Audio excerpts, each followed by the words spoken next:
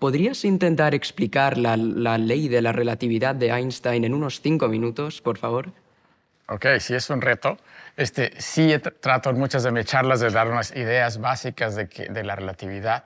Ahora, digamos que el concepto básico, la palabra relatividad originalmente, aunque la empezó a nombrar así Einstein, en realidad viene de una idea mucho más vieja. El primero que se dio cuenta de esto fue en realidad Galileo. Y la palabra se refiere a que el movimiento es relativo. Cuando hablamos de que algo se mueve, siempre tenemos que decir relativo a algo. Cuando yo camino es respecto al piso.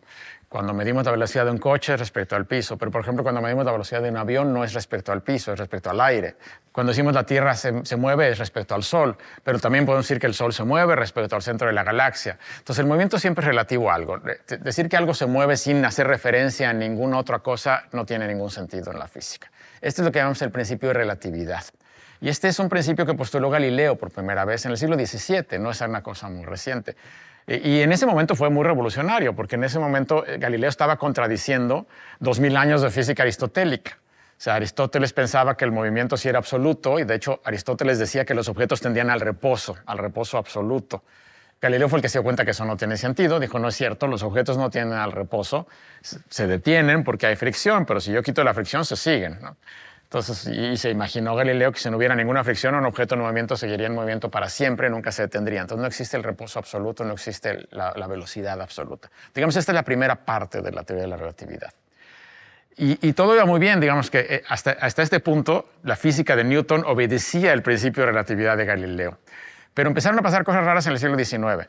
En el siglo XIX la gente descubrió la teoría electromagnética, empezaron a estudiar los campos eléctricos y magnéticos, se descubrieron las ondas electromagnéticas, que básicamente la luz es una onda electromagnética, las ondas de radio con las que nos comunicamos todos los días son ondas electromagnéticas. Estas se descubrieron en el siglo XIX, primero a nivel teórico y luego ya a nivel experimental.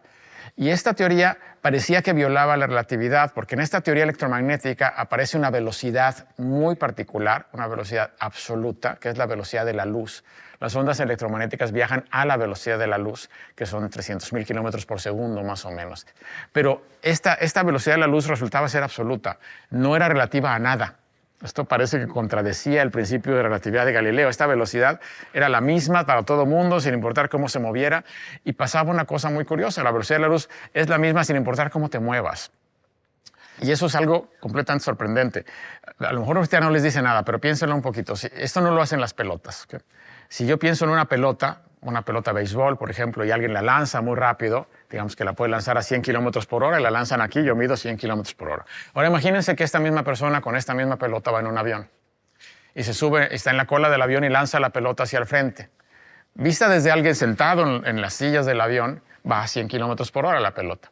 Pero si alguien mide la velocidad de la pelota estando en el piso, en el suelo, esa pelota no va a 100 kilómetros por hora, va mucho más rápido porque hay que sumarle la velocidad del avión. Entonces, las velocidades se suman. La velocidad de la luz no se comporta así. La velocidad de la luz ni se suma, ni se resta, ni nada. No importa quién la mide, siempre es la misma.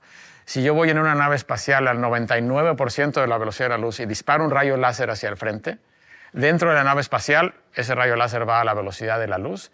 Y alguien en tierra, que ve pasar la nave espacial, también ve que el rayo láser va a la velocidad de la luz. No se le suma la velocidad de la nave espacial. Y esto es una cosa muy complicada de entender al principio, porque el hecho de que las velocidades deberían sumarse es algo que se puede demostrar, digamos, matemáticamente a partir de las leyes de Newton y a partir de suponer que el espacio y el tiempo se comportan como decía Newton que se comportaban. Y como decía Newton que se comportaban es como estamos acostumbrados en la vida diaria, ¿no? El espacio es absoluto, el tiempo fluye igual para todos. Entonces, si esto no ocurre, si la velocidad de la luz es absoluta y no cambia dependiendo quién la mida, entonces lo que entendemos por espacio y tiempo estaba mal. Entonces esto se dio cuenta Einstein. Einstein dijo, si el principio de relatividad de Galileo es correcto, pero por otro lado la velocidad de la luz es una constante universal y es absoluta, entonces están mal nuestros conceptos de espacio y tiempo. Entonces ese es el origen de la teoría de la relatividad, el tratar de unificar estas dos cosas, el principio de relatividad de Galileo, el movimiento es relativo, con el hecho de que hay una velocidad que sí es absoluta, que es la velocidad de la luz. Al principio parecen contradictorios y la genialidad de Einstein fue darse cuenta que no son contradictorios, que existe una solución matemática que permite reconciliar estas dos cosas, pero que el precio a pagar es que el tiempo y el espacio no se comportan como estamos acostumbrados. El ritmo al que fluye el tiempo depende de cómo te muevas. La longitud de los objetos depende de cómo se muevan. Un objeto que se mueve respecto a mí se encoge. Por ejemplo, la simultaneidad de los objetos ahora resulta que es relativa. De simultaneidad de los eventos. O sea, si yo pienso en dos cosas que ocurren exactamente al mismo tiempo en diferentes lugares del espacio, digo que son simultáneas. Por ejemplo, si alguien enciende un foco por allá y un foco por allá y se encienden exactamente al mismo tiempo, digo eso fue simultáneo. Pero alguien que se mueve respecto a mí resulta que no lo ve simultáneo. Dice, no, primero se encendió aquel foco y luego el otro. Y alguien que se mueve en otra dirección lo ve al revés.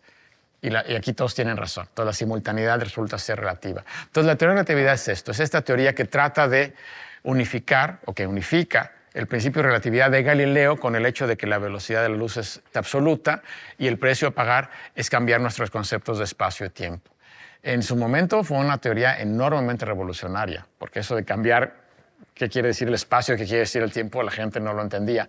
Pero nos obliga las leyes de la naturaleza, nos obligan los resultados empíricos. Digamos, ese es el origen de la teoría de la relatividad. El nombre quizá no es muy bueno. Einstein no le llamaba teoría de la relatividad. De hecho, Einstein le llamaba teoría de los absolutos, que parece que es completamente al revés, ¿no?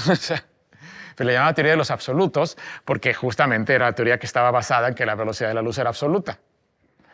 Pero el nombre relatividad se quedó por el principio de relatividad de Galileo. Pero digamos, esos son los orígenes. Y la teoría de la relatividad hoy en día está absolutamente comprobada. La comprobamos todos los días en miles y miles de experimentos científicos que se hacen diario, entonces no tenemos ninguna duda.